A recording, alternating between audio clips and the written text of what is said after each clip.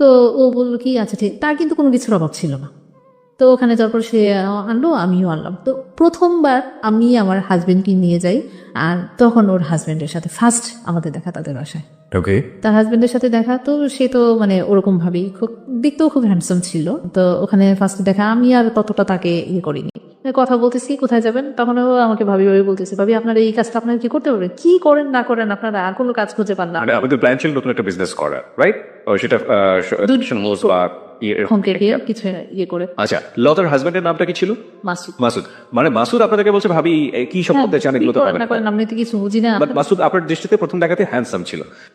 তারপর হলো কি যে তখন আমরা গেলাম, আমার হাজবেন্ড ওরা দুজন গেল বাইকে, আর আমরা রিক্সা করে ওইখানে গেলাম। তো ওখান থেকে দাদির সাথে কথাবার্তা বলে তারা, উনি আমাদের পরের দিন আমাদের কিছু কাপড় চোপড় দিল, যেগুলো আপনারা করেনি আসবে।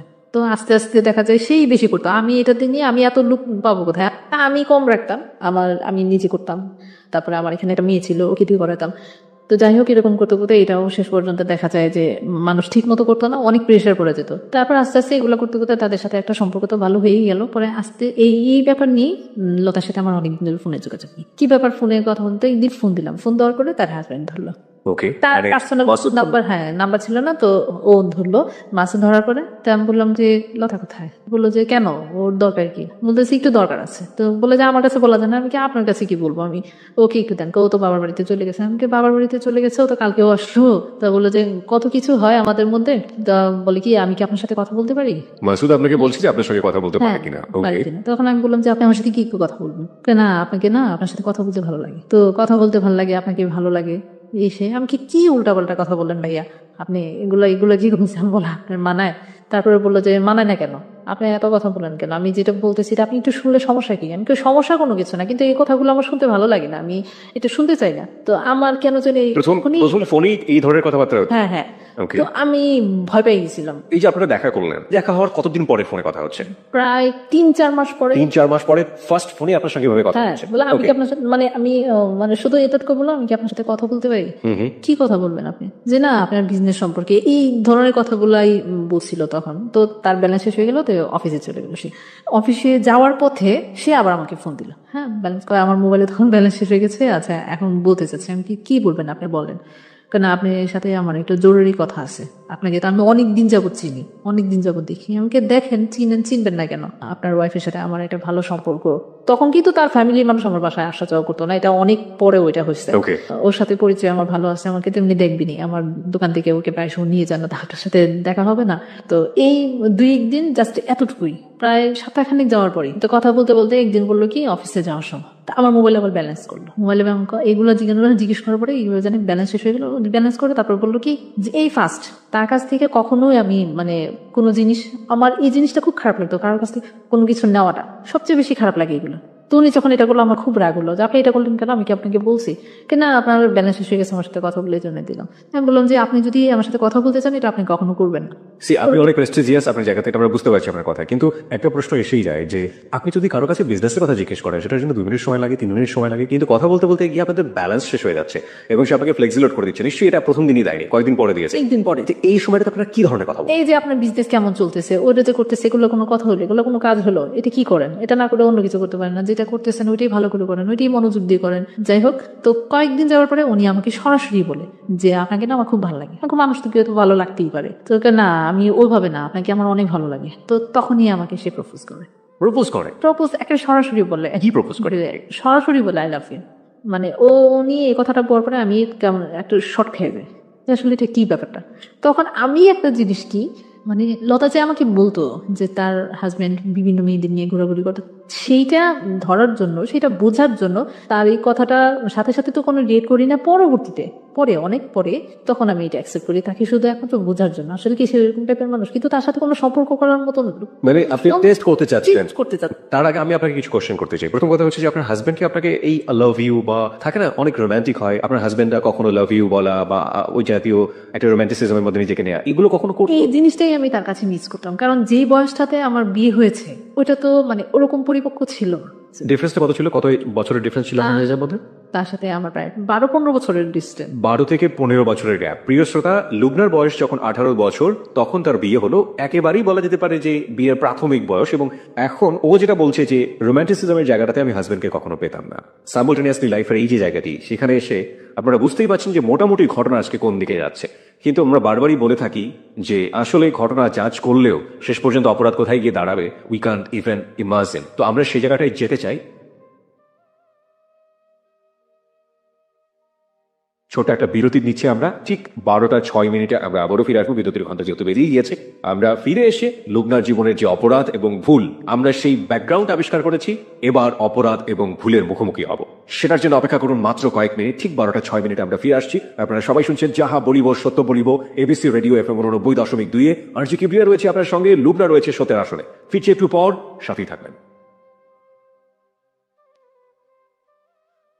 যাহা বলিব সত্য বলিব, যাহা বলিব সত্য বলিব।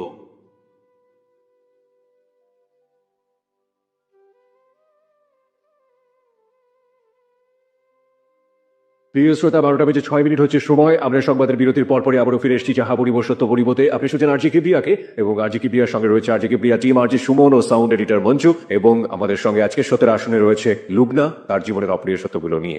অপ্রিয় সত্যের ব্যাকগ্রাউন্ড আমরা আবিষ্কার করেছি 11টা থেকে 12টার মধ্যে। এই পর্যায়ে আমরা একেবারে অপরাধ আর ভুলের মুখোমুখি হব। আর আপনাদের সবাইকে বলছি, আপনারা যদি লুবনাকে দেখতে চান, চলে আসতে পারেন আমাদের ফেসবুকে। আমাদের ফেসবুকের ঠিকানা facebook.com/ABC Radio FM 89.2। ওখানে গিয়ে আপনি যে লিঙ্কটা পাবেন, সেখানে লাইক দিলে আপনি সঙ্গে সঙ্গে এই ছবি দেখতে পাবেন এবং ওখানকার মেম্বার হয়ে যাবেন, আমাদের এবিসি রেডিওর মেম্বার হয়ে যাবেন। ওকে লুবনা, ফিরছি আপনার কাছে। আপনি যে জায়গাটিতে ছিলেন, যে আপনি এক ধরনের টেস্ট করতে চাইলেন যে আসলেই লতা সত্য বলেছিল কিনা, সেটার জন্য আপনি এগ্রি করে নিলেন যে okay I love you too, right? হ্যাঁ, তারপর অনেকদিন পরেই হয়েছিল। যাই হোক, আমার কাছ থেকে এটা অনেকদিন পরে ব্যাক করি। জি। তো এইভাবেই আমাদের দিন চলতে থেকে, কথা বলতে থাকি, ছেলে মেয়েদের নিয়ে কথা হয়। আর ও তখন বেশি বেশি লতাকে আমার দোকানে মানে পাঠাতো, মানে আসলেই সে নিয়ে যেতে পারবে, নিয়ে যাওয়ার ছিল আমাকে দেখে যেতে পারবে। ওকে। হ্যাঁ, তো আমাকে অনেক ফোর্স করতো মানে বাইরে যাওয়ার জন্য, চলো বেড়ায় আসি, ঘুরে আসি। সে আবার লতার কাছ থেকে আমার ফ্যামিলি ব্যাকগ্রাউন্ডটা জানলো যে আমার হাজবেন্ড কিরকম, সেটা আমি যেহেতু ওর কাছে সবকিছু বলতাম, তো ও যখন ওদের স্বাভাবিক সে এত কষ্ট থাকে, সে এরকম করে, এটা স্বাভাবিক আমাদের। উইকনেসটা সে জেনে গিয়েছে। হ্যাঁ, জেনে গিয়েছিল। জেনে যাওয়ার পরে এক তো আমাকে তার ভালো লাগে, তারপরে আবার সেই জিনিসগুলো জানতে পারলো, তার মধ্যে সে আমার প্রতি আরো বেশি দুর্বল হয়ে গেল। তো সে আমাকে বলার পরে অনেকদিন পরে আমি তাকে টেস্ট করানোর জন্য, তো আস্তে আস্তে তার সাথে কথা বলতে বলতে আমিও একসময় বললাম। তো ও আসতো, দেখতাম, মানে আমি প্রথম আগে তো যেতাম যে বান্ধবীর হাজবেন্ড, সালাম দিতাম, কথা বলতাম। তো ও আসলে সালাম দিতে, কথা বলতে কি ব্যাপার, মানে তখন সে থাকতো সাথে, তো ভালোভাবে কথা বলতাম। পরবর্তীতে যখন আমি এটা বললাম, বলার পরে আমার ভয় লাগতো তার সামনে যেতে, মানে কেমন আনইজি ফিল করতাম, মানে খুব লজ্জাও লাগতো যে যাওয়াটা। যাই হোক, তো এইভাবে করতে করতে তো একদিন ফোনে বললাম যে কি ব্যাপার, আমি তো ওকে আনতে যাই, এটা তো তোমাকে দেখার জন্য। আমি বললাম যে দেখার জন্য, দেখা তো হবেই, দেখতেছেন না? আমিও তখন আপনি করে বলতাম, দেখতেছেন না? যাই হোক, এভাবে করতে করতে করতে করতে আমাদের কথা বলতে বলতে অনেক সময় কেটে যায়, প্রায় 1 বছরের মতো। শুধু কথাই বলেছে? হ্যাঁ, কথা। আচ্ছা, এই কথাগুলো বলতেন কখন? রাতের বেলা তো বলার সুযোগ ছিল না, কারণ হাজবেন্ড ছিল।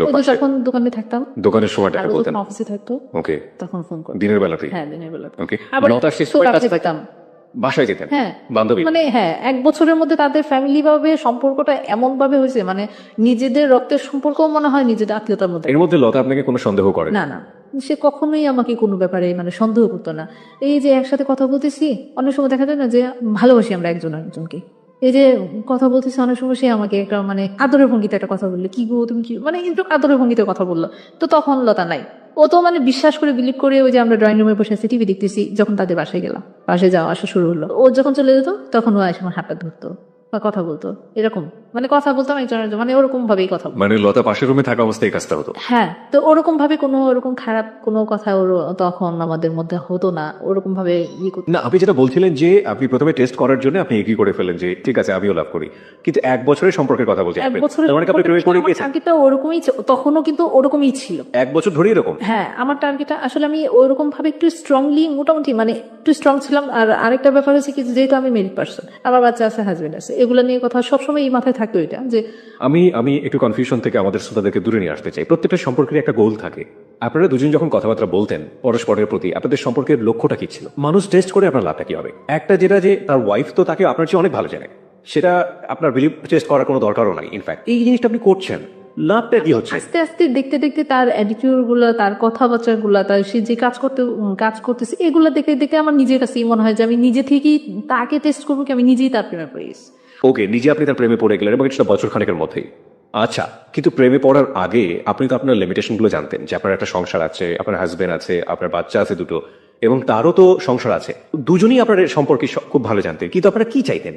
মানে কথা বলতে ভালো লাগতেছে, ভালোবাসতেছি, যা ভালো লাগছে আপনারা সেটা করে যাচ্ছেন। হ্যাঁ সেটাই কথা বলতে যাচ্ছি, মানে করে যাচ্ছি। ঠিক আছে, হয়তো আমি আমার হাজবেন্ডকে নিয়ে কখনো বেড়াতে যেতে পারতাম, সে কোথাও এই মানে 6-7 বছর ঢাকা থেকেছি, কোথাও নিয়ে যায় না, ছেলে মেয়েদের নিয়ে চলো একটু বেড়াতে যায়, এই জিনিসগুলো তার মধ্যে ছিল না। ওকে, ঠিক আছে, তো মাঝে মধ্যে যখন কেউ বলতো যে আজকে ফ্রি আছো চলো একটু বেড়াতে যাই, ও বলতো। ঘুরে আসে। হ্যাঁ, তো আমিও আচ্ছা, আপনিও কি কখনো জিজ্ঞেস করছেন তুমি তোমার ওয়াইফকে নিয়ে বেড়াতে নিয়ে যাও কিনা? আমার ভালো লাগে না। ও বলতো ভালো লাগে না। হ্যাঁ। ভেরি ভেরি ইম্পর্টেন্ট পয়েন্ট প্রিয় শ্রোতা, সেটা হচ্ছে যে ওনার কিন্তু বেড়ানোর অভ্যাসটা মনের মধ্যে আছে এবং সেটা আলটিমেটলি নিজের ওয়াইফের সাথে উনি প্র্যাকটিস করছেন না। কেন করছেন না সেটা অন্যরকম একটা ব্যাখ্যা থাকতে পারে। আচ্ছা, আপনার হাজবেন্ড যদি আপনাকে বেড়াতে নিয়ে যেত, বা আপনার হাজবেন্ড যদি আপনাকে ওই যে খুব রোমান্টিক একটা মোমেন্টে বলতো আমি তোমাকে অনেক ভালোবাসি, তাহলে কি এই মানুষটার আপনার জীবনে কোনো প্রয়োজন থাকতো? কোনো ঘটনাই ঘটতো না তখন, কোনো ঘটনাই ঘটতো না। ওরকম একটা প্রত্যেকটা মেয়ের জীবনে যেরকম চায়, হয়তো সম্পূর্ণ না, কিছুটা হলো। আর সবচেয়ে বড় কথা হলো কি, আমাদের যুগে মেয়েরা আমরা চাই যেটা, যে আমার হাজবেন্ডের টাকা পয়সা থাকবে, মানে ওরকম যেটা আমি চলতে পারি, কারো কাছে যেন হাত পাততে না হয়, ফ্যামিলির কাছে এরকম হাত পাতে কিন্তু কোনো মেয়েই চায় না যে বিয়ের পর আবার ফ্যামিলির কাছে হাত পাতা। তো এগুলাই কিন্তু আমাকে তার কাছ থেকে অনেক দূরে চলে নিয়ে। ওকে, তারপর কি হলো? বেড়াতে নিয়ে যেতে চান, তারপর বেড়াতে যেতাম, যেতেন আপনারা বেড়াতে? হ্যাঁ। কিভাবে ম্যানেজ করতেন? আমি ওই যে তখন আমার হাজবেন্ড থাকতো না, কাজে বলতো যে আমি ব্যবসার কাজে, হয়তো দেশে বাড়িতে থাকতো বেশিরভাগ সময় যেত। আবার আরেকটা জিনিসটা আমি তাকে আসলে জিজ্ঞেস করতাম না তখন, মানে যখন তার সাথে আমি সম্পর্কে জড়াইছি তখন হয়তো তার প্রতি আমার এতটা কেয়ার আর কোনো কিছুই ইয়ে লাগতো না। কি করতেছো না করতেছো, কি হইতেছে না হইতেছে, তারপরে তো সে তার একটা সন্দেহ ঢুকে গেলে কি ব্যাপার, সে এখন আগের মতো এরকম না, বাসায় তো হইচই করি না, কোনো কথা নাই, আমি আমার মতো চলতেছি, এটাই তার আরো বেশি ইয়ে লাগলো। তো ওখানে আস্তে আস্তে খালি উল্টাপাল্টা কথা বললো, শুরু করলো। এই যে মার্কেটে যাচ্ছি, মানে বিজনেসের কাজের জন্য মার্কেটে যাচ্ছি, এই মানে খুব বাজে বাজে কথা। আপনার হাজবেন্ড, আমার husband। আপনারা যেভাবে শুরু করলেন নতুন একটা জীবন বা নতুন একটা থিঙ্কিং, এখানে আমরা একটু ক্লিয়ার হতে চাই। লাইক আপনি ওর সাথে ঘুরতে যাচ্ছেন, হ্যাঁ। সো ডেঞ্জার, খুবই বিপজ্জনক ব্যাপারটা, তাই না? কোথায় ঘুরতে যেতেন, কিভাবে ঘুরতেন? আমাদের ফার্স্টলি যাওয়া হলো মিরপুর বেড়িবাঁধে। মিরপুর বেরিবারে। হ্যাঁ। ওকে, মানে খুব সুন্দর একটা লোকেশন। আমি মানে আমার জীবনে কোথাও ঘুরতে যাওয়া মানে এই ফার্স্ট। আমার হাজবেন্ডের সাথে একবার গিয়েছিলাম সিলেটে। সে কি কোনো বাইক ছিল? হ্যাঁ, ওর বাইকে করে আপনি বাইকে গেলেন বেরিবারে? ওখানে তো ও ওয়াইফ তখন কোথায় থাকতো? তার ওয়াইফ বাসায় থাকতো। বাসায় থাকতো এবং ওয়াইফ জানতো যে ও অফিসে গেছে বা অন্য কোথাও গেছে। আপনার হাজবেন্ড জানতো যে আপনি আপনার বিজনেস নিয়ে ব্যস্ত আছেন। ব্যস্ত আছি। সে ম্যাক্সিমাম সময় তখন সে ঢাকা থাকতো না যখন আমি যেতাম। হ্যাঁ, তখন আমার বাচ্চাদের অনেক সময় করতাম কি, ওর বাসায় বাচ্চাদের, আমার বান্ধবীর বাসায় বাচ্চারা, মানে বান্ধবী বাচ্চা টেক কেয়ার করো, আমরা দুজন ডেটিং করে আসি। তো এরকম বেশি দিন হয় নাই, একবার হয়েছে এরকম। এটা আজকে শুনলে সে প্রচন্ড কষ্ট পাবে আমি জানি। তারপর তার সাথে ঘুরতে যেতাম, ভালো লাগতো, কথা বলতাম, ভালো লাগতো। এভাবেই করতে করতে আমাদের অনেক দিন পার হয়ে যায়। তো এর মধ্যে হলো কি, আমি অসুস্থ হয়ে যাই, আমার জন্ডিস ছিল। একবার হয়েছে ওর সাথে সম্পর্ক না হওয়ার আগে, আমি ফার্স্টলি যখন ঢাকায় আসি তখন। ওকে, আর তারপরে হয়েছে তার সাথে রিলেশন হওয়ার পরে, অনেক পরে হয় এটা। একবারে অনেক কিছু ঘটনার মানে তার সাথে সম্পর্ক, রিলেশন, অনেক মানে ফিজিক্যালি রিলেশনও তার সাথে আমার ওই সময়টাতে। হ্যাঁ। ওকে, হয়ে যায়। সেটা করেছে, আমাকে একদিন বললো যে চলো আজকে ইয়েতে যাবো, এয়ারপোর্টে, ফুটের দিকে ওখানে। তো আমি বললাম যে ওখানে কি, ওখানে সুন্দর লোকেশন আছে, তো তোমার অনেক ভালো লাগবে। তো আমি তো তাকে প্রচন্ড বিলিভ করি, প্রচন্ড ভালোবাসি। তো ওখানে গেলাম, যাওয়ার পরে প্রচন্ড বৃষ্টি, অনেক বৃষ্টি। তো অনেক বৃষ্টির মধ্যে কোথায় যাব, মানে ভিজে দুজন একবারে কাক হয়ে গেছে, মানে এত বৃষ্টি। তো বললো কি যে এখানে ভালো হোটেল আছে, চলো আমরা একটু রেস্ট নেই। হ্যাঁ, রেস্ট তো দুজনের সম্মতিতে। আমাদেরও মানে খুব এমনিতেই তো সম্পর্ক খুব গভীর। তারপরও মানে যে এখন মনে হচ্ছিল, তখনকার মনে হচ্ছিল যে একবার মানে কোনো নেই, মানে তারও কোনো সংসার নেই, আমারও কোনো সংসার, আমরা দুজনকেই মানে দুজনের জন্য। হ্যাঁ, এরকমই একটা মনে হচ্ছিল। যাই হোক, ওখানে যাওয়ার পর তো হঠাৎ করে আমাদের মধ্যে একটা, যেহেতু দুজনই এক ভেজা, তারপর সামনাসামনি ভালোবাসার মানুষ, এর মধ্যেই আমাদের একটা ফিজিক্যাল রিলেশন হয়ে যায়। তারপর আমার খুব গিল্টি ফিল হচ্ছিল তখন, মানে তার চেয়ে খারাপ মনে হয় যে আমার জীবনেও আমি এরকম খারাপ ফিল করিনি কখন, এত খারাপ লাগছে। তারপর আমি তার সাথে অনেকক্ষণ কথাও বলিনি, মানে আমরা দুজনের সাথে অনেকক্ষণ কথা বলিনি। তখন সে আমার কাছে সরি বলছে, যে আসলে এরকম একটা চিন্তাও করতে পারি নাই, তোমাকে আসলে আমি মন প্রাণ থেকে ভালোবাসি, কিন্তু এভাবে কখনো কোনো কিছু হবে এটা বা। যাই হোক, পরে ওখান থেকে চলে আসি, তার সাথে অনেকদিন আমাদের দুজনের মধ্যেই আবার 2-3 দিন যাবত কথাবার্তা হয় না।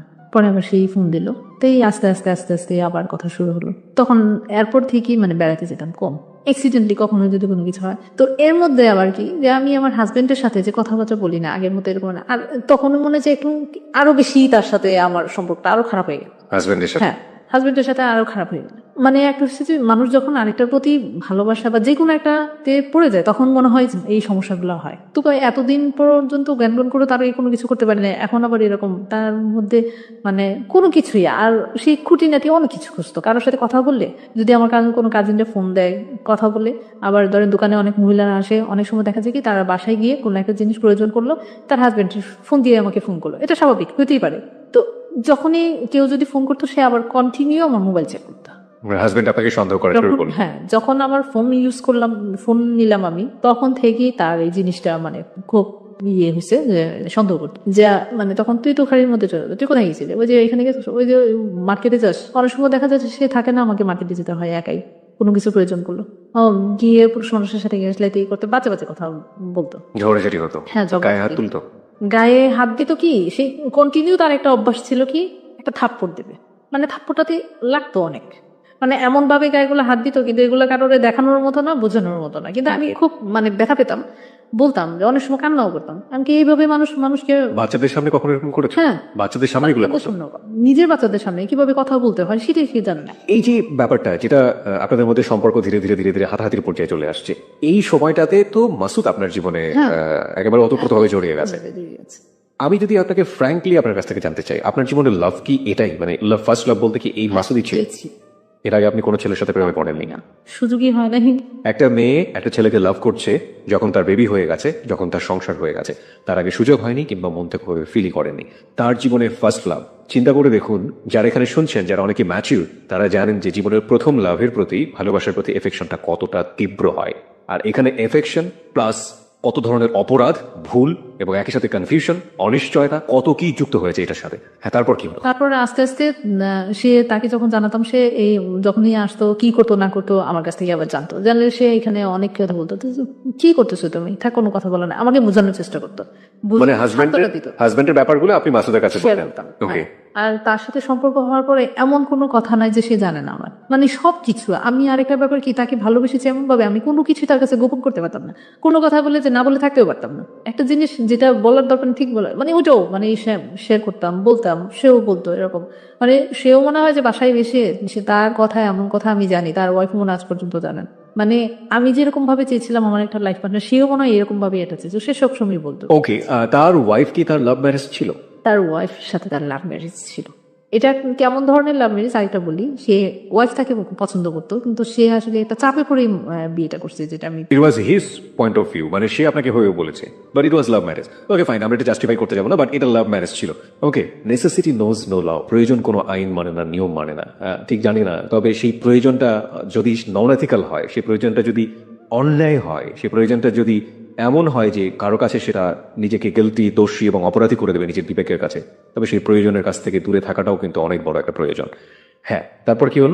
তারপর সবসময় শেয়ার করতাম নিজেদের সব পার্সোনাল ব্যাপারগুলি আমার, তো আমাকে সবসময় সান্ত্বনা দিত, বোঝাতো। আরেকটা ব্যাপার কি যে ও আমাকে আসলে পরে লাইফ পার্টনারের মতোই সে আমাকে দেখা শুরু করলো, যে আমি বিয়ে করবো তোমাকে, তুমি যদি তাকে ছেড়ে আসতে পারো আমি তোমাকে বিয়ে করবো, আমি তোমার সব দায়িত্ব নেবো। আমি বললাম যে এটা কখনোই সম্ভব, তোমাকে আমি ভালোবাসি সেটা ঠিক আছে, কিন্তু মানে এক পর্যায়ে দুজন এক ধরনের ডিসিশনই নিলাম, কিন্তু তার মধ্যে আমার বান্ধবীর একটা বেবি হলো, ফার্স্ট বেবি প্রায় 3 থেকে 4 বছর পরে। তার বিয়ে 3 থেকে 4 বছর পরে বেবি হলো? হ্যাঁ, কনসেপ্ট করে তারপরে মানে আমার সাথে সম্পর্ক পরেই তাদের অনেক পরেই তার মাসুদ বাবা হলো, হ্যাঁ, লতা মা হলো। ওকে, তো ওর এই সম্পূর্ণ জিনিস আমার উপর দিয়ে গেল। মানে আমি তাকে তখন তো লতা আমাকে প্রচন্ড বিলিভ করতো, মনে হয় যে তার ফ্যামিলির মানুষ, তার শ্বশুর বাড়ির মানুষ একদিকে, আমি একদিকে, যে কোনো জিনিসে ওকে ডাকো, ওকে আনো, মানে তার প্রতিও যেন আমার একটা অন্যরকম মায়া ছিল লতার প্রতি। হ্যাঁ, লতার। ওকে, তো ওই সবকিছু হসপিটালে নিয়ে এডমিশন করালাম, ওখানে তাকে দিয়ে আসা, কিন্তু রাতে কখনো থাকে না, এমনি আসা যাওয়া, ওই 2-3 বাজারে তাকে দেখে আসতাম, এটা স্বাভাবিক, যেটা একটা সম্পর্ক ভালো, সেই আমাকে নিয়ে যেত। হ্যাঁ, মাসুদ নিয়ে যেত। অনেক সময় বলতো যে আজকে কি যাবা, তো বলছে হ্যাঁ, ওর একটু দেখে আসি, ঠিক আছে তুমি আসো, এদিকে আমি নিয়ে যাবো। এক তো তার সাথে ঘোরা, আর মানে ঘোরা কি ওই পর্যন্তই, তো প্রায় সময় ও আমাকে নিয়ে যেত, তারপরে কন্টিনিউ তো তাদের সাথে আসা যাওয়া, বাসায় আসা যাওয়া, আমাদের বাসায় আসতো, তাদের এখানেও যেতাম। এরকম করতে করতে অনেক সময়ের মধ্যে যে একটা কথা বলো না, রত বেচা হলো কল্লাও দেখা হলো, মানে ভালোবাসার সম্পর্কটা এরকম ছিল যে ওই যে আমিও তখন বলে যে ওইখানে গেলে হয়তো দেখতে পাবো, মানে সে আছে বাসায়, কোথায় আছে, বাসায় আছি, আজও বাসায়, আচ্ছা আজকে চলে আসো। এই বিকালের দিকে আবার আমার এক ননদ আসে বেড়াতে, আপনারা যে ফ্রিকোয়েন্টলি কথা বলছেন এটা কি লতা জানতে পারে ওই সময়টাতে? ও তার সামনেই আবার অনেক সময় কথা বলতাম, মানে লতার সামনে। এটা লতা কিভাবে নিত? না, এটা এটা কোনো ভালোবাসার কথা ছিল না, অনেক দুষ্টামি, লুডো খেলতাম তাদের বাসায়, এখানে কোনো মাইন্ড করার